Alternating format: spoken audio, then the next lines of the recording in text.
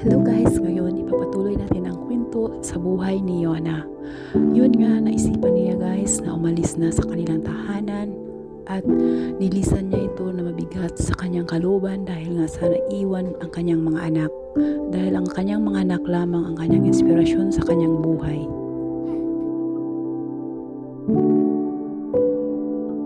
Ang mga anak ni Yona lamang ang kanyang hinuhugutan ng lakas sa araw-araw ng pakikisama niya sa kanyang asawa.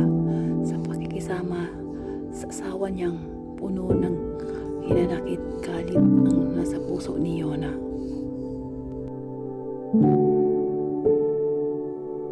Simula ng mag-asawa si Yona, hindi na niya naranasang lumabas ng kanyang tahanan o mamasyal sa kanyang mga kapatid dahil ito'y pinagbabawalan siya ng kanyang asawa na umalis sa kanilang bahay dahil ang isip at ang utak ng asawa niya ay puno ng pagsiselos. So hindi na siya nakakagala o hindi na siya bisita sa kanyang mga kapatid.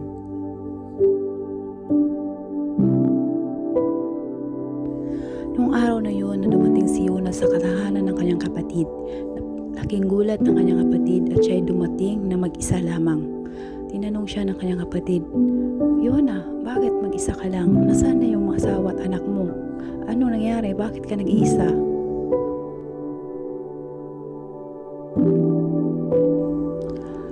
Sumagot si Yona na napaiyak, umiiyak, gumuguho ang kanyang puso dahil na iniwan nga niya ang kanyang mga anak.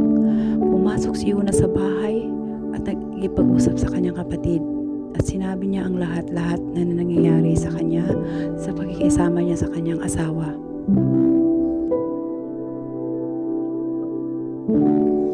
Sinabi ni Yona, "Hindi ko na kaya ate, susuko na ako sa akin bilang pagiging asawa niya, pero hindi ko susukuan ang aking mga anak. Kahit lalayo man ako sa kanila, patuloy akong magmahal at susuportahan ko sila sa kanilang pangangailangan. Mga anak ko lang importante sa akin ate, kaya babalikan ko sila at hindi ko sila kakalimutan."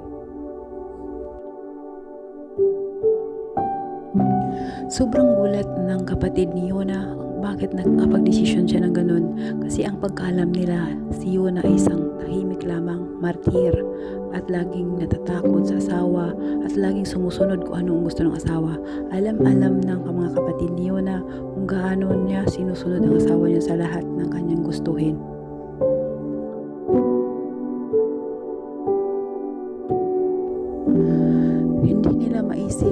Hindi lubos maisip ng ate ni Yona na makapag-desisyon siyang gano'n na iwanan ang kanyang mga anak. Pero tinanggap nila ng buong puso ang desisyon ni Yona dahil naintindihan nila kung anong hirap ang kanyang pinagdaanan sa piling ng kanyang asawa.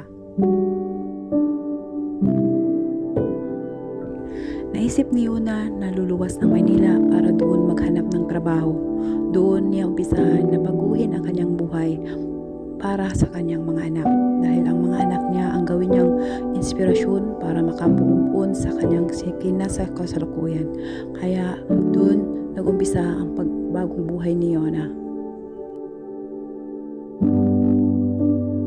Mga 1 linggo lang ang nilagi ni Yona sa bahay ng kanyang kapatid at nakahanap siya ng pagtatrabaho sa Manila, kaya lumuwas siya dito. Pumasok si Yona bilang isang kasambahay, nag-aalaga ng isang matanda. Gabi-gabi, umiiyak pa rin si Yona sa pangungulila sa kanyang mga anak. Namimiss niya ang kanyang mga anak, lalo na kanyang bunsong anak na maliit pa. Parang hindi niya lubos maisip na kaya niyang iwanan ang kanyang mga anak. Sobrang sakit para kay Yona na iwanan ang kanyang mga anak. Sa matagal nilang pagsasama ng kanyang mga anak, sa ngayon lang niya naisip na iwanan ito.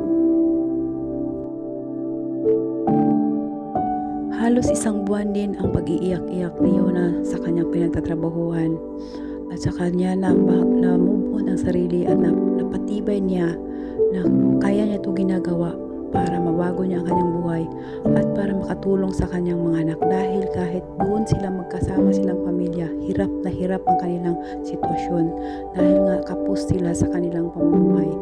Kaya naisipan niyang tibayan ang kanyang loob para sa kanyang mga anak. Kada buwan nagpapadala si Yona sa kanyang mga anak. Nagtitira lang siya ng kunti para sa kanyang sarili. Tiniis niya talaga kahit anong hirap at sakit sa kanyang puso para lang makatulong sa kanyang mga anak. Habang tumatagal doon si Yona, parang na-adjust niya ang kanyang sarili at nakapag-isip siya ng maayos. Hanggang napag-isip si Yona na mag-abroad kaya siya para naman mas malaki ang sahod niya, para mas malaki ang maitulong niya sa kanyang mga anak. Umabot na si Yona doon ng 6 na buwan sa kanyang amo sa pag-alaga ng matanda, at saka nagdesisyon si Yona na umalis, magpaalam para ibang bansa. Nagpaalam si Yona sa kanyang amo at pumayag naman ito dahil mga mabait naman ang amo ni Yona. Pumayag silang umalis na si Yona doon at para matupad ni Yona ang kanyang pangarap na makapag-abroad. Tamang-tama naman ang panahon na yun, ang pamangkin ni Yona naghahanap ng taga-tindera ng tindahan na maliit, at doon muna pansamantalang pumasok si Yona para makapag-apply siya papuntang abroad. Magawa niya doon na magka-prepare ng kanyang mga dokumento para sa pag-abroad, kasi pamangkin lang naman niya ang may-ari ng tindahan, so makaalis siya kahit anong oras ang kailangan niya. Doon, nagkaroon si Yona ng mga maraming kaibigan, barkada, kahit sino na kilala niya doon, kasi nga maluwang doon sa paglabas-pasok, at saka tindahan yun, maraming bumibili, marami siyang nakilala, mga lalaki, babae, bata, matanda, at naging malapit na si Yona doon sa mga tao dahil pala kaibigan din naman si Yona. At doon na nagumpisa na merong nakilala si Yona na naniligaw sa kanya. Hindi lang isa, marami. Pero hindi niya ito sineryoso. Parang para sa kanya, isa lang itong mga barkada, kaibigan. Parang kausapin lang, parang may makausap siya. Libangan, parang ganun, para lang naman kay Yona. At doon natuto si Yonang uminom, videoke, pagdesko, dahil nakapasok si Yona sa isang barkada at nagkakilala ng mga barkadang mahilig sa layaw. Ang dating Yonang mabait sa probensya ay nagbago. Marunong na siyang makisama sa galaw ng iba. Ang dating Yonang tahimik, ang dating Yonang walang imik, seryoso sa buhay, ngayon ay palayaw na. Lumalaban na rin sa anumang klaseng mga layaw. Halos araw-araw umiinom sila ng kanyang mga barkada, gumagala kahit saan. Halos inikot na ni Yona ang Manila sa paggala kasama ang kanyang mga barkada, dahil ang kanyang mga barkada galing din ibang bansa na umupa lamang din sa bahay ng pinagtatrabahuan ni Yona. So malaya silang gumala kahit anong oras. Dahil ang kanyang mga kaibigan ay nagplano na rin magbalik ibang bansa, sumama na si Yona sa pag-a-apply. Sa ang agency na sila na pumupunta, naghahanap talaga si Yona na nagmamadali ang pag-alis. Kahit anong agency na pinupuntahan niya, ina-applyan niya para lang makaalis ng madali. Kaya paiba-iba ang agency niya hanggang sa makakita siya ng agency na madalian lang, pero tourist siya sa Dubai. Pero nagka-problema si Yona sa kanyang mga dokumento dahil ang live birth niya ay hindi maayos. Kaya sinabi ng agency na kailangan mong umuwi sa iyong bayan, sa iyong pinanganakan, kung saan ka pinanganak, kailangan mo ipaayos ito kasi hindi tinatanggap ng DFA ang iyong live birth. Kaya kailangan mo siyang ayusin muna doon at saka ka bumalik dito sa Manila para makaalis ka na.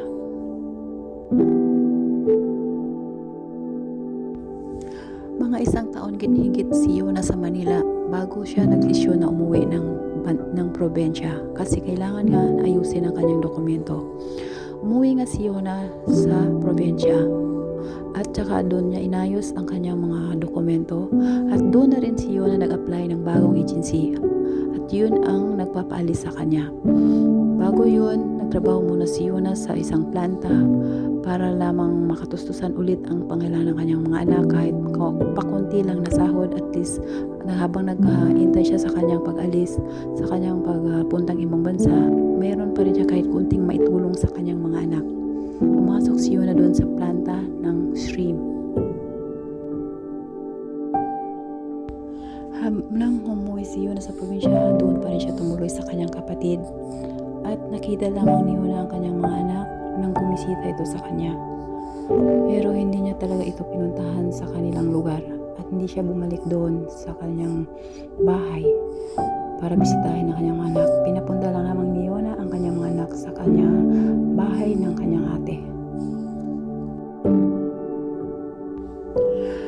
Mga isang buwan din ang nilagay ni Yona sa kanyang probinsya bago bumalik sa Manila nang magsabi na ang kanyang agency na pwede na siyang pumuntang Manila para mag-TESDA. Doon siya mag-training para sa kanyang pag-alis sa abroad. Doon niya ayusin ang lahat para sa kanyang pag-alis. Kaya bumiyahe si Yona papuntang Manila at doon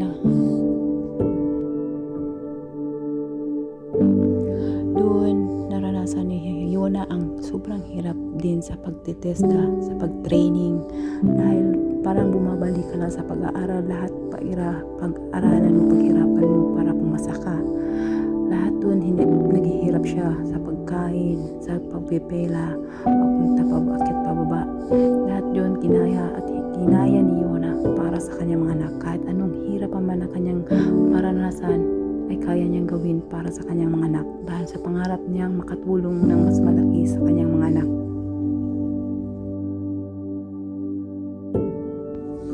Mga isang buwan din mahigit ang paghihintay ni Yona bago dumating ang araw ng kanyang pag-alis.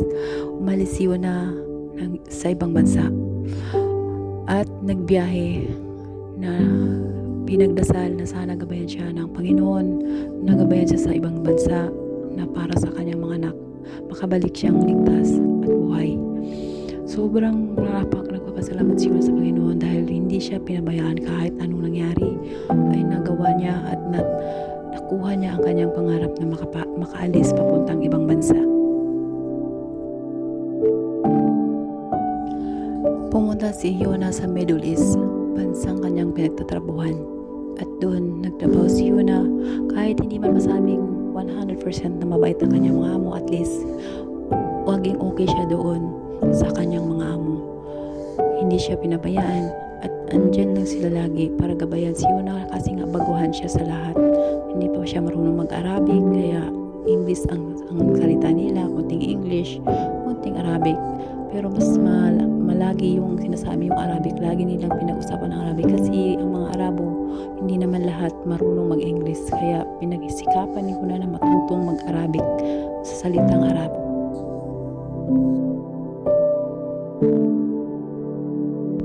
Ang unang linggo ni Yona doon, sobrang sakit sa pakiramdam niya kasi parang bumabalik na naman na ang pangulila niya sa kanyang mga anak kasi naisip niya sobrang layo na niya sa mga anak niya. Kaya dasal si Yona na sana malampasan niya yun at matapos na ang kanyang kontrata na makita niya ulit ang kanyang mga anak. Talagang mga anak lang ni Yona ang kanyang pinaghuhugutan ng lakas para maging matibay sa malayong lugar na kanyang pinagtatrabahuan. Araw-araw yun ang ginagawa ni Yona. Iniisip niya na ang kanyang mga anak ang dahilan, kaya nandoon siya sa bansang yun para magtrabaho, para makatulong sa kanyang mga anak.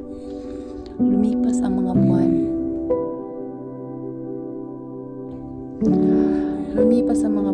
Araw at taon na nakayanan na ni Yona na naman doon na siya sa malayong lugar. Patuloy ang kanyang suporta sa kanyang mga anak, pagpadala kahit anong mga pangailangan ng kanyang mga anak, kung anong sinasabi pinapadala niya. Kahit sa kanyang ina at sa kanyang mga kapatid, tumutulong din si Yona kung hanggat kaya ng kanyang maabot o anong kaya niyang maabot na itulong dito sa kanila. Nagkaroon si Yona ng iba't ibang mga kaibigan, iba't ibang mga kasama sa bahay, kakilala doon.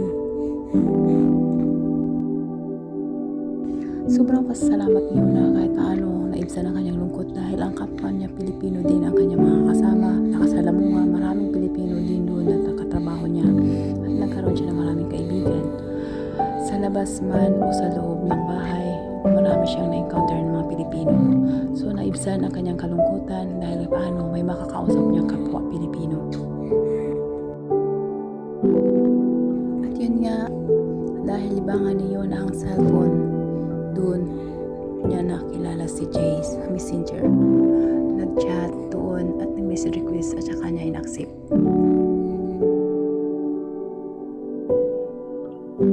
Halos araw-araw tumatawag, nag-chat si Jay sa kanya. Nangangamusta, kumakain na ba siya, natutulog na ba siya, at lahat kung anong ginagawa din ni Jay, sinasabi din sa kanya. At doon, dahan-dahang napalapit ang loob ni Yona kay Jay dahil nga sa hindi niya siya makakalimutan kahit isang saglit ng araw, ng isang oras, ng isang minuto. Laging meron siyang matatanggap na message galing kay Jay. Isang araw tumawag si Jay at nag-usap sila ni Yona. Sinabi ni Jay, sana maging tayo, sana mahalin mo rin ako at magustuhan. Sinabi naman ni Yona sa kanya, sa ngayon hindi pa kita masasagot. Sa ngayon okay na ako na maging kaibigan muna tayo. At kung kailangan mo ng kausap, kailangan mo ng kaibigan, nandito lang ako. Laging naghihintay sa'yo at laging makakaramay mo sa anuman ang oras, anumang pangangailangan mo, makakausap mo ako. Yun ang sagot ni Yona kay Jay. Nakatatak na sa isip at puso ni Yona na mahirap siyang mahalin at tanggapin ng buo kasi nga sa kanyang sitwasyon, sa kalagayan niya na mayroon ng mga anak at mas matanda siya kaysa Jay. So hindi niya pinupokus or hindi niya talaga ang sabi ni Yona kay Jay, kung kaya mo akong hintayin hanggang sa pag-uwi ko, doon siguro malalaman mo ang aking sagot sa iyo. Pero sa ngayon, okay na ako, masaya na ako na mag-usap tayo over the phone. Nag-chat tayo, nag-open tayo sa isa't isa, sinasabi mo kung anong mga gusto mo sabihin, sinasabi ko din ang gusto ko sabihin sa'yo. Okay na ako dun. Kung kaya mo akong hintayin, maghintay ka.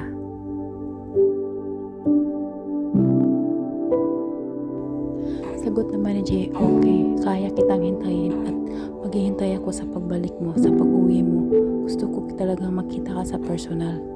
Dahil tutuwa ko sa'yo, seryoso ako kung ano mga sinasabi ko sa'yo, hihintayin kita. Hindi ako mawala ng pag-asa at magiging masaya ako pag nagkita na tayo sa personal. Hindi pa man sila nagkikita, ang dami ng plano ni Jay. Gusto niya na magsama daw sila doon pag uwi sa Pinas, mamasyal sila kahit saan. Pumunta sila sa Baguio, Tagaytay, mag-motor daw sila. Kahit saan sila pupunta, yung magkasama sila. Ang daming mga magandang plano ni Jay. Nakaka-excite kung pakinggan mo lamang. Si Jay ay isang basketball player at meron siyang maliit na gym. At nagtatrabaho din siya sa isang aluminum plantation. So doon nagtatrabaho si Jay. Pinagsabay-sabay niyang lahat ng yun sa kanyang ginagawa. Ang mga magulang ni Jay ay isa ding OFW sa London at saka yung kapatid niya. Ang mama ni Jay ay doon din nagtatrabaho. Ang papa niya nandun lamang sa Pilipinas at saka isa yung kapatid. Magkasama sila doon sa Pilipinas. Minsan tinanong ni Yona kung bakit hindi si Jay nag-abroad. Tinanong ni Yona si Jay, bakit hindi mo pinaplanong mag-abroad kagaya ng mga magulang mo at kapatid mo, ng ina mo? Sabi ni Jay, hindi ko pinapangarap yan at wala akong kahilig-hilig dyan mag-abroad. Kontento na ako dito sa Pilipinas at saka nagsisikap naman ako dito na mapaangat ko ang aking buhay kahit pa paano. Sagot naman ni Yona, okay, desisyon mo yan, buhay mo yan. Nasa tao naman ang kahilig-hilig at saka pangarap ng tao. Iba-iba ang taong isip, iba-ibang pangarap. So, desisyon mo manatili sa Pilipinas. Nasa sayo na naman yan kung paano mo paangatin ang iyong buhay kahit nandyan ka. Sabi naman ni Jay, oo naman, kung masipag ka lang dito, marami kang diskarte sa buhay, aangat ka talaga. Pero kung uupo ka lang at wala kang gagawin, hindi ka talaga aasinso sa buhay. Minsan natanong din ni Yona kay Jay, Jay, ano bang pangarap mo? Ano bang plano mo sa buhay? Ano bang plano mo sa hinaharap? Sagot naman ni Jay, simple lang naman ang pangarap ko. Makahanap ako ng babae na makasama ko hanggang sa aking pagtanda at kaya akong alagaan at makontento ka nung meron ako. Maging masaya na kasama kami. At magsisikap ako para sa aming pamilya at kaya ko panindigan kung ano man ang pinangako ko sa kanya. Yun ang sagot ni Jay. At sana ikaw na ang babae na yun, Yona. Sana ikaw na nga yun. Yun ang sabi ni Jay kay Yona. Hindi alam ni Yona ang kanyang isasagot kay Jay. Hindi niya alam kung ano at paano dahil hindi pa rin siya sigurado sa kanyang naramdaman. Nagdadalawang isip ang kanyang puso at isip. Patuloy nagdaan ang mga araw, linggo, buwan na lagi silang magkakausap ni Jay. Nagchat-chat, laging nag-video call, audio call, na ganun ang sitwasyon ng kamustahan, nagtatanong, lahat paulit-ulit lang yung sinasabi, mga plano na mga maganda sa hinaharap, mga planong nakaka-excited, pakinggan sa bawat isa. Minsan natanong ni Yona kay Jay, Jay, kaya mo kaya panindigan mga sinasabi mo? Kaya mo kaya ipaglaban sa pamilya mo? Paano kung malaman ng pamilya mo na sa akin ka nanliligaw, na sa akin ka sumusuyo, sa akin pa na mas matanda sa iyo at may mga anak na, at isa pa kasal ako sa dati kong asawa? Ilang beses na rin sinagot ni Jay si Yona kung sino ang mahal ko, sino ang nagpapasaya sa akin, yun ang susundin ko at walang kahit sino man makakahandang ito dahil gusto kong matupad lahat ng gusto ko at pinapangarap ko. At yung kinakatakutan ni Yona dumating nga, nalaman ng pamilya ni Jay, lalo na ng kanyang mama, ang tungkol sa kanila, ang tungkol sa panliligaw ni Jay sa kanya. Kasi nga hindi naman talaga may iwasan na mahuli si Jay na may kausap, maririnig kung may kausap, kaya tinanong siya at walang magawa si Jay kundi nagtapat ng totoo. At sinabi ni Jay ang totoo sa mga magulang niya, sa pamilya niya, at yun nga, humadlang ito sa kanyang plano, sa kanyang balak sa buhay, sa kanilang dalawa ni Yona. Pinagsabihan si Jay, ano ba ang napasok sa utak mo? Bakit sa dami-daming babae, bata ka pa? Maganda ang katayuan mo sa buhay. Bakit ka pumatol dun sa may matanda sa iyo at may mga anak pa? Bakit? Nasiraan ka na ba ng bait? Nasiraan ka na ng tutok sa utak? Ganun ang mga pinagsasabi ng mga pamilya ni Jay at lalo na yung mga magulang niya. Galit na galit sa kanya. At dahil sa nangyaring yun na pinagalitan si Jay, dumalang ang kanyang pagtawag at pagchat kay Yona dahil nga umiiwas siya. Panakaw-nakaw lang kanyang pagkontak kay Yona dahil nga umiiwas siya na makita ng kanyang mga magulang at ng kanyang mga pamilya. Pati ng mga kaibigan niya, pinag-chat si Jay dahil nga sa sitwasyon nila at kabaliktaran ng kanilang sitwasyon ni Yona. Nakaramdam naman ng awa si Yona kay Jay dahil alam niyang hirap na pinadala nito. Para lang makakontak siya, makausap siya, umiiwas, nagnakaw-nakaw na lang si Jay. Halos tumatakas sa kanilang tahanan para lang makapag-usap siya kay Yona na walang makarinig sa kanya. Kahit anong pigil ng kanyang pamilya, magulang, kapatid o ano pa, hindi talaga nagpapigil si Jay at patuloy pa rin niyang kinokontak si Yona kahit paano. Hindi niya pinutol ang komunikasyon kahit hindi man madalas, kahit tumalang, pero patuloy pa rin siyang nakipag-ugnayan kay Yona. Napaisip at nakonsensya si Yona sa nangyayari dahil sa kanya napag-initan si Jay ng kanyang pamilya. Galit ang pamilya Jay dahil sa kanya. Kaya naipaisip siyang putulin ang kanilang komunikasyon at hindi na makipag-ugnayan kay Jay para mawala na sila ng tuluyan ng komunikasyon sa isa't isa. Pero gumawa ng paraan si Jay, gumawa ulit ng another account kahit binalak na siya ni Yona, gumawa siya ng bagong FB account at inad niya ulit ito. Nag-message request siya, iniba niya ang pangalan para alam niya i-accept siya ni Yona. At yun nga, in-accept ni Yona. Pero nang nalaman na Yona na si Jay yun, agad na naman niya itong binalak at hindi na pinansin pa. Sinabi ni Yona kay Jay, putulin na natin to, ihinto na natin to para itigil na rin ang galit ng pamilya mo sa'yo. Mangako ka, ituloy mo ang buhay mo kahit wala ako. Ituloy mo mga pangarap mo kahit wala ako. Makakahanap ka rin ng babaeng karapat-dapat sa'yo. Sumagot naman si Jay kay Yona. Yona, alam mo ikaw lang ang babaeng mahal na mahal ko. At ikaw lang yung pinapangarap ko at pinapangarap kong makasama hanggang sa pagtanda natin. Ikaw yung bumubuo ng aking buhay. Paano na ako kung wala ka? Hindi ko kaya yun na makahawa ako sa'yo. Huwag kang magpadala sa kanila. Ipaglaban natin kung anong meron sa atin. Nasasaktan naman si Yona sa mga naririnig niya mula kay Jay dahil alam niya sa puso niya mayroon na itong parte sa kanyang puso. Kahit na pinipilit man niyang huwag itong mahalin o kagustuhan dahil nga sa kanyang mga iniisip na iba. Pero hindi niya maiwasan na mayroon na itong parte sa kanyang puso at mayroong parte na kanyang puso na nasasaktan.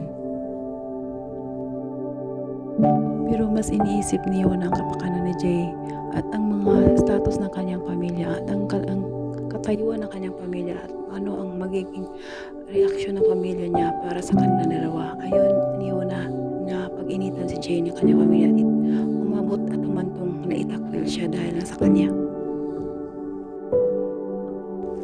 Ang daming message ni Jay kay Yona araw-araw. Mula nang binalak siya dito sa isang account, nagawa siya ng account na isa. Ang dami niyang ginawang message doon ng mamakawa na ipaglaban nila ang kanilang sitwasyon, ang kanilang anong meron sila. Pero tinatag ni Rene, binuo at tinatag ni Yona ang kanyang desisyon na hindi na makipag-ugnayan kay Jay. Tinapos na talaga niya ang ugnayan nilang dalawa para din sa kay Jay ang kanyang ginawa.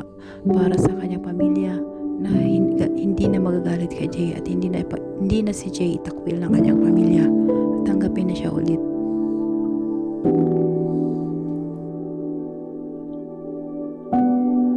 Masakit man kayo na sa kanyang ginawa pero pinaninigan niya yung kanyang desisyon na hindi na makipag-ugnay kay Jay. Lumipas ang mga araw, linggo at buwan na hindi na sila wala na komunikasyon silang dalawa dahil iniwasan ni Yona na mag-accept sa messenger na kahit sino nag-message request kasi alam niyang magre-request na naman si Jay, gagawa na naman ng another account, so hindi na talaga siya nag-open ng messenger na nag-request sa kanya. Pinatuloy ni Yona ang kanyang buhay sa pagtrabaho sa ibang bansa na hindi na nakipag-ugnayan pa kay Jay. Inukos ni Yona ang kanyang sarili sa trabaho at sa kanyang pamilya at sa kanyang mga anak. Doon na lang para makalimutan niya si Jay, para makalimutan niya na kahit minsan ay napagmahal at close sa kanya. Hindi talaga maiwasan na magmahal ka sa isang LDR na sitwasyon na kahit malayo kayo sa isa, matutunan mong mahalin ang isang tao. Yun palang napasok sa isip ni Yona. Pwede palang mahalin ang taong hindi mo pa nakikita sa personal. Sobrang nasaktan din si Yona sa kanyang desisyon na lumayo kay Jay, na iwasan siya. Pero yun ang kanyang sa isip niyang tama na dapat gawin para hindi na magalit ang pamilya ni Jay sa kanya. Tuluyang kalimutan si Jay at mag-move on na ang munghugot siya ng lakas para na lamang sa kanyang mga anak. Nagdaan ng mga araw at linggo, buwan, nalaman na lamang ni Yona sa kaibigan ni Jay na bumalik si Jay sa kanyang bisyo at lalong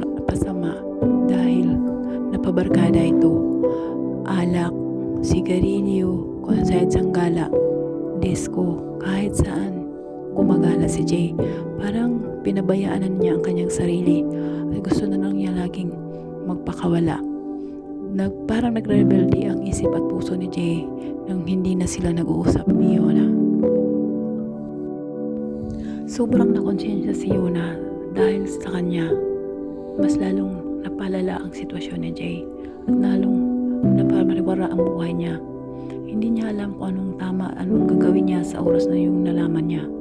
Hindi niya alam kung paano niya matulungan si Jay. Paano niya pa maibalik ang dating Jay na minahal niya. Yung Jay na masayahin, palangiti, palatawa, palabiro. Yung Jay na lagi siyang naalala kahit anong oras. Yung Jay na lagi siyang kinakamusta kung anong ginagawa niya sa araw-araw na ginagawa ni Yona. Hanggang dumating ang araw ng pag-uwi ni Yona sa Pilipinas. Umuwi si Yona sa Pilipinas na nalilito ang kanyang isip at puso kung anong kanyang gagawin. Pupuntahan ba niya si Jay o hindi na? Dumiretso si Yona pag-uwi sa kanyang mga anak sa bahay ng kanyang kapatid at binisita niya ang kanyang mga anak doon sa kanilang bahay dati. Sobrang saya ng pamilya ni Yona na makita siya ng kanyang mga anak na umuwi, na makita siyang bumalik sa kanila. Pero ang mga anak lamang ni Yona ang kanyang pinuntahan at inuwian. Ang yung asawa niya hindi niya kinausap, hindi sila nag-usap kung ano-ano pa man. Mas importante lamang kay Yona ang kanyang mga anak. Mga ilang araw din si Yona doon sa kanila. Nakipagbanding sa kanyang mga anak. Namamasyal sila kahit saan, kumain. Binila na kung anong gustong mga bilhin ng kanyang mga anak. Sinulit talaga ni Yona ang mga araw, buwan, taon na hindi niya kasama ang kanyang mga anak. Lahat yun ginawa niya para sumaya siya at sumaya ang mga anak niya na nandyan sa tabi niya. Lahat yun nangyari nang umuwi na si Yona. Pagkatapos ng 2 buwan na bakasyon ni Yona sa Pilipinas, naisipan na niyang bumalik sa kanyang pinagtrabahuan. Bumalik na si Yona at lumuwas na ng Maynila para doon na asikasuhin ang mga papilis na kanyang pagbabalik. Isang araw, nang kumain si Yona sa isang kainan, may napansin siyang isang tibol ng mga kalalakihan. 4 ito. Nagkakain, kumakain, nag-uusap. At di niya akalaing parang may namukhaan siya sa isang mga kalalakihan. Pamilyar talaga sa kanya ang mukha, ang katayuan ng lalaki kahit malayo-layo ito sa kanya. At isa pa yung namukha ni Yona, ang busis ng lalaki. Ito ay si Jay. Sigurado siya si Jay ito kahit hindi man sila nagkita personal. Memorado niya ang busis at ang itsura ni Jay. Dahil sa video call na sila nakikita, sa mga picture lang niya nakikita, alam niyang si Jay yun, hindi siya nagkakamali. At hindi naman inasahan ni Yona na biglang tumingin sa kanyang tibol ang mga kalalakihan. At isa nang tumingin doon si Jay. Pinagmasdan ng maigi siya ng lalaki. Kinilatis. Parang inimagine, parang kinikilala kung sino siya. Hindi alam ni Yona ang kanyang gagawin sa sitwasyon na yun, sa araw na yun, kung ano ang kanyang gagawin. Iiwas ba siya, lalabas ng kainan na hindi pa siya nakatapos kumain, lalayo, tatakbo. Hindi niya alam kung ano at ano ang kanyang gagawin at naramdaman sa sitwasyon na yun. Pero nilapitan talaga siya ni Jay at hindi na siya nakaiwas pa dahil andyan na sa harapan niya ang lalaki. Nandiyan na si Jay sa harapan niya at sinabing, "Yona, ikaw ba to?" At natulala si Yona na nakatingin kay Jay at hindi siya nakapagsalita kung anong dapat niyang sabihin. Nakatitig lamang siya sa mata ng lalaki. Pareho silang nagtitigan. Alam nila sa bawat isa na kilala nila ang bawat isa kahit sa cellphone lang sila nag-uusap at nagkakilanman. Nagulat si Yuna sa sunod na ginawa ni Jay. Niyakap siya nito na sobrang higpit na higpit. Halos hindi siya makahinga dahil alam niya na si Yuna yung kaharap niya. At sabi ni Jay, Yuna, alam kong ikaw to Yuna. Sobrang miss na miss kita. Mahal na mahal kita Yuna. Hindi ko kayang mabuhay ka na wala ka. Lingit pala sa kalaman ni Yuna, inalam pala ni Jay kung kailan ang uwi niya at matuloy ba siya sa buwan na sinabi niya kay Jay na uwi. At tinanong ito ni Jay sa kanyang mga kaibigan. Nagtanong-tanong siya doon at nalaman nga ni Jay ang totoo. At umalis sila ni Yuna at Jay sa kainan na yon at pumunta sa lugar na pwede silang mag-usap na dalawa, mag-usap na masinsinan. Sinabi ni Jay, sobrang miss na miss kita Yuna. Halos mabaliw ako nung iniwasan mo ako, na nilayuan mo ko kahit sa telepono lamang. Hindi ko alam anong gagawin ko nang mawala ka sa buhay ko. Halos masira na yung buhay ko nang mawala ka. Please huwag ka nang lumayo sa akin. Makaawa ni Jay kay Yuna.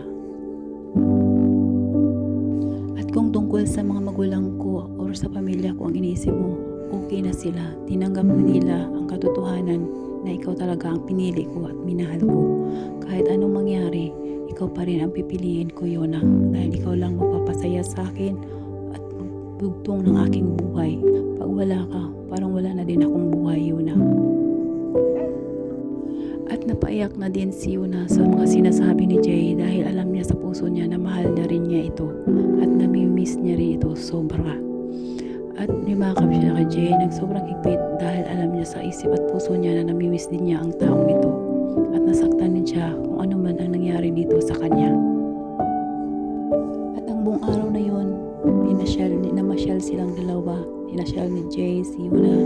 Pumunta sila sa lugar na tahimik, na maayos, nakapag-date sila ng maayos. At doon, nag-usap ng maayos, nagplano ng mga dapat gawin sa buhay nila. At napag-usapan nilang dalawa. Ngunit sinabi ni Yuna na kailangan niyang bumalik sa kanyang pinagtrabahuan dahil kailangan niya pang tustusan ang kanyang mga anak dahil ito'y nag-aaral lahat. At kailangan niyang tulungan ang kanyang mga anak hanggang makatapos ito sa pag-aaral. Wala namang magawa si Jay, hindi pumayag. Pero pinangako nila sa isa, kahit malayo man sila, patuloy silang magmahalan at hindi magkakalimutan at kailanman kaya nilang ipaglaban ang kanilang pagmamahalan.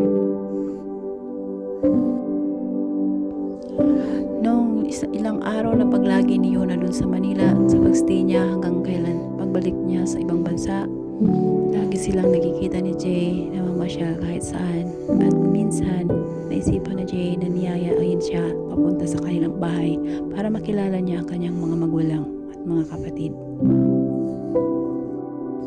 At pumayag nga si Yuna sa sinabi ni Jay na pumunta sa kanyang tahanan para makilala ang kanyang pamilya. Doon nakilala ni Yuna ang kanyang mga magulang at kahit nag-alinlangan man si Yuna nung una, pero pinatatag niya ang kanyang sarili para kay Jay. At okay naman ang pagtanggap ng kanyang mga magulang ni Jay sa kanya, pakikitungo sa kanya, nakapag-usap sila ng maayos, nakapagplano sila ng maayos. Ano pa man, napasaya ni Jay ang araw na yun ni Yuna dahil parang nabunutan ng tinik si Yuna sa kanyang puso dahil maganda ang pakitungo ng kanyang mga magulang sa kanya kahit ganun pa man ang kanyang sitwasyon. May araw din na doon natutulog si Yuna sa bahay nila ni Jay dahil niyaya siya ni Jay na doon matulog pati ang kanyang mga magulang para daw magkakilala sila ng lubusan bago man lang siya bumalik sa ibang bansa. Alam naman ng magulang ni Jay na kasal si Yuna sa kanyang unang asawa, so papayag na lang din sila na kahit magsama lang sila ni Jay na walang kasal pagdating ng araw ng kanyang pag-uwi. Pag-usapan nila ni Jay na pagbalik ni Yuna matapos niya ulit ang kanyang 2 taon ay magsasama na sila at dalawa silang magtutulungan para mapatapos nila ni Yuna ang kanyang mga anak sa pag-aaral sa kabila ng lahat at sa katuwang ni Jay na tutulong sa kanya. Ang gaan ng loob ni Yuna kahit alam niyang aalis na naman siya. At least alam niya na nasa pag-uwi niya meron ng magandang plano at merong magandang mangyari sa kanya at sa kanyang mga anak dahil mayroon siyang katuwang dito. Ayun ay si Jay. Sobrang napapasalamat si Yona sa Panginoon dahil binigay ng Diyos ang lalaking nakarapat-dapat sa kanya kahit man sabihin na mas matanda siya dito. Nagpapasalamat ng sobra si Yona dahil nakatagpo siya ng lalaking handa siyang damayan kahit ano pa man at kahit sino pa man siya. Dumating ang araw ng flight ni Yona at hinatid siya ni Jay sa airport at doon nagpaalaman si Sa. Niyakap siya ng Jay sobrang higpit. Gusto man ni Yona umiyak pero pinigilan niya dahil alam niya sa sarili kahit malayo man siya sa isa't isa, andyan lang ang bawat isa na nagmamahalan at handang maghintay sa kanyang pagbabalik at alam niyang maghihintay si Jay sa kanya at mamumuhay silang magkasama kasama ang kanyang mga anak. Patuloy ang kanilang relasyon sa isang tawag na LDR. Patuloy na nagmamahalan sa bawat isa kahit malayo. Hindi na walang halang komunikasyon po sa pamaraan ng cellphone, sa pamaraan ng mobile. Kaya nagpatuloy silang dalawa at umaasa na walang hadlang, walang problemang darating sa kanilang relasyon at sa pagdating ng panahon ng kanyang pag-uwi. Thanks guys, sana nagustuhan nyo ang kwentong ito, ang kwentong buhay pag-ibig ni Yona. Salamat sa inyong pakikinig at panonood sa aking video at sana sa sunod kong video ay panoorin nyo. Huwag nyo sana kaligtaan i-subscribe ang aking channel at i-like at share na rin. Thank you guys, God bless.